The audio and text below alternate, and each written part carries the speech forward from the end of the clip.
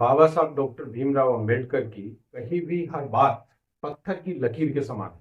कारण उन्होंने इस देश दुनिया की सामाजिक, राजनीतिक, सांस्कृतिक और धार्मिक व्यवस्था का गहन अध्ययन किया और उनसे जो अनुभव मिला, जो महान लोगों के विचारों की ताकत मिली, आजीवन उनकी कथनी, करनी और लेखनी में वो पूरी तरह से झलकता है।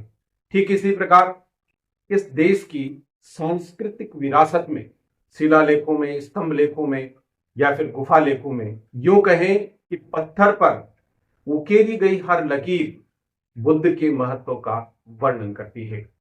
यहां पर ये दो चीजें इतनी महत्वपूर्ण है कि बाबा साहब अंबेडकर ने इस देश को यानी भारत को एक महान राष्ट्र बनाने के लिए किन किन चीजों की आवश्यकता है उस पर गहन अध्ययन किया। वह यहाँ के मूल निवासी समाज की व्यवस्था में परिवर्तन लाने के लिए जो कोशिश कर रहे थे, उस कोशिश के दौरान जो उन्होंने एक्सपेरिमेंट किए और जो सिद्धांत पढ़े, उसी में उनको ये बात पता लगी कि किस प्रकार इस देश को महान भारत राष्ट्र बनाया जाए। और जब महान भारत राष्ट्र के निर्माण की जब बात हुई तो उन्हें यह भी पता लगा कि इस देश का जो मूल निवासी बहुजन समाज है, अगर वह ताकतवर नहीं होता तो यह देश कभी ताकतवर नहीं बन सकता। और यही कारण था कि जब दो चीजें उन्हें एक साथ मिली, उस समाज जो कि हजारों सालों से वंचित, शोषित और पीड़ित था, उसकी स्थिति में परिवर्तन लाने के लिए वो कोशिश कर ही रहे थे। और साथ ही उन्हें यह भी पता लगा कि उनकी स्थिति में परिवर्तन करने से यह देश महान भारत राष्ट्र बनता है।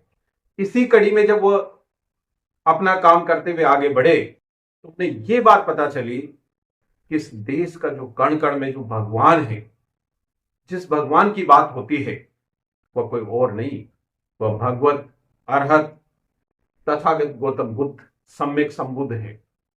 और फिर वो उनका जो अध्ययन था, उनकी जो खोज थी, वो और आगे बढ़ी और उनको यह भी पता चला कि इस देश की मूल विरासत, इस देश का जो मूल धर्म और दर्शन है, वो बुद्ध से प्रेरित है, निर्मित है और उन्हीं के इर्द गिर्द घूमता है। और यही कारण था कि उन्होंने उस पर फिर गहन अध्ययन किया और इस देश की सामाजिक, राजनीतिक और सांस्कृतिक विरासत में परिवर्तन लाने के लिए जो उनका अंतिम पड़ाव था, वह था धार्मिक विरासत में परिवर्तन लाना। धार्मिक विरासत में परिवर्तन लाने के लिए बाबा साहब डॉक्टर अंबेडकर ने जो सबसे महत्वपूर्ण काम किया अपने जीवन का, वह था 14 अक्टूबर 1956 को नागपुर में लाखों लोगों के साथ हिंदू धर्म को छोड़ करके बुद्ध के धर्म को अपनाना। यह उनके लिए एक क्रांतिकारी विषय था, लेकिन इस देश और दुनिया के लिए उससे कम क्रांतिकारी नहीं है। जैसे जैसे इस देश में ऐतिहासिक साक्ष्यों की खोज चल रही है, ऐतिहासिक साक्ष्यों से पता चल रहा है, तो ये लग रहा है कि इस देश का जो मूल निवासी धर्म है वो बौद्ध का धर्म है। और यहाँ की अधिकांश जनता जो थी वह उस धर्म और दर्शन की आज भी मानती है। गुरु परंपरा की अगर हम बात करें, जिसके मूल हैं वेदास, कबीर, गुरु नानक, ये उस परंपरा का परिणाम है जो परंपरा बुद्ध की परंपरा थी। बुद्ध अपने आप को क्या कहते थे? मार्गदाता यानी गुरु। और वही गुरु परंपरा थी जो कि आगे चलकर काम कर रही थी।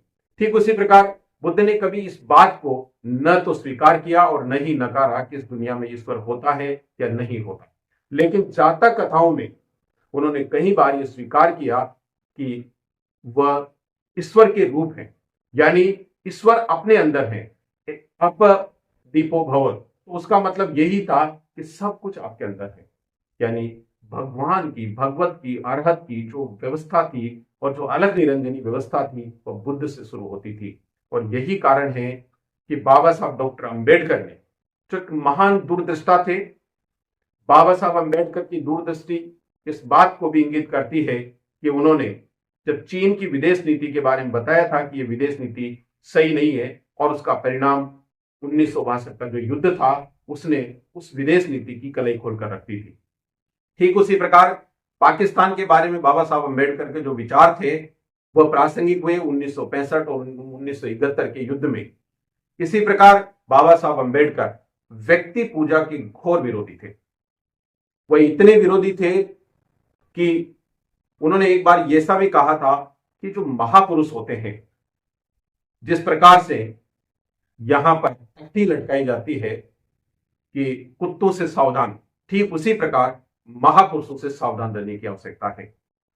और वो व्यक्ति पूजा के इतने विरोधी थे जिसका परिणाम हमें इस देश के अंदर 1975 में आपातकाल के समय इंदिरा गांधी के प्रधानमंत्री रहते हुए पता चला, और फिर 2014 से 2024 के दौरान जब प्रधानमंत्री मोदी यहाँ के प्रधानमंत्री है, तब उस व्यक्ति पूजा के जो विनाशकारी प्रभाव है वह देखने को मिले। तो बाबा साहब अम्बेडकर ने इस देश के लोगों की व्यवस्था में परिवर्तन लाने के लिए, इस देश के समाज को, बहुजन समाज को ताकतवर बनाने के लिए, क्योंकि वह ताकतवर नहीं है तो यह देश भी ताकतवर हो नहीं सकता। और उन्होंने यह भी कहा था कि इस देश के मूल निवासियों को यदि अस्त्र और शस्त्र चलाने का अधिकार होता तो यह देश कभी गुलाम नहीं बनता। तो वह उसी पर काम कर रहे थे, और काम करते हुए जब मूल अपने उद्देश्य पर पहुंचे तो वह था बुद्ध का धम्म। और उन्होंने कहा था, यहां पर विशेष रूप से जो कहने की बात है वह यह है कि इस देश का जो मूल निवासी बहुजन है, बाबा साहब अम्बेडकर की विचारधारा को अगर गंभीरता से नहीं ले रहा है, वह अपने स्वार्थ के वशीभूत होकर के अपने काम की चीजों को काम में ले रहा है, और बाबा साहब को पूर्ण रूप से अगर वह स्वीकार नहीं कर रहा, आत्मसात नहीं कर रहा, पढ़ नहीं रहा, तो उनकी व्यवस्थाओं में कोई विशेष परिवर्तन आने वाला नहीं है।